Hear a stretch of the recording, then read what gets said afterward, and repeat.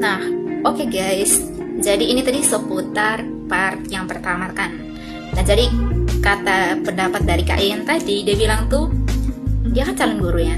Nah, dia bilang ketika ada siswa atau murid yang lagi ribut di kelas, salah satu cara untuk mengatur kelasnya itu atau menertibkan kelasnya itu dengan cara apa? Nah, dia bilang tadi tuh kasih buku. Emang iya? Kan di mana-mana tuh ya ketika, dan saya juga sih mengalami karena kita pernah menjadi murid gitu. Ketika kelas kita tuh ribut, gurunya datang tuh langsung pukul set gitu. Tapi ini menarik. Nah, saya nih mau mengulik nih, benar perspektif Kak Yaya nih, kenapa harus dikasih buku tuh? Kenapa tidak dipukul atau diceramahin atau dimarahin pakai kata-kata gitu? Coba kasih perspektif Kalau ke kita pemirsa. kalau kita pukul, itu tidak akan merasa sakit di mereka tuh. Pasti mereka buat lagi. Iya. Ketika kita kembali ke kelas yang awal tadi, pasti mereka di sebelah ribut lagi. Kita beneran bolak-balik.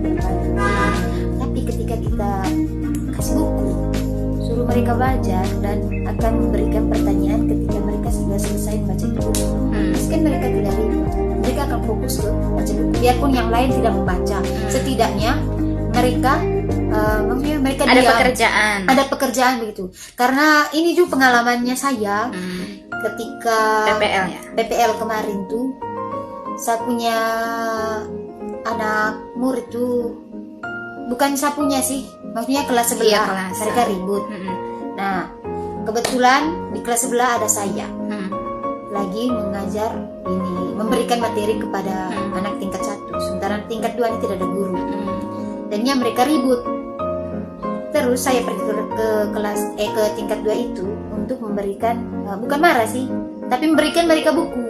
Dan itu mempan ya. Mempan, makanya itu adalah tipsnya saya. Mempan, mereka baca, habis mereka baca, saya suruh baca di halaman 18 misalnya. Nanti ketika sudah selesai, saya akan memberikan pertanyaan kepada kalian. Nah, mereka baca, habis saya ke kelas sebelah. Mereka tidak ribut, memang tidak ribut karena saya suruh baca buku. Akhirnya setelah mereka selesai, setelah mereka ada ribut sedikit, saya tahu berarti mereka sudah membaca itu buku. Nah, saya pergi ke kelas sebelah, saya memberikan pertanyaan.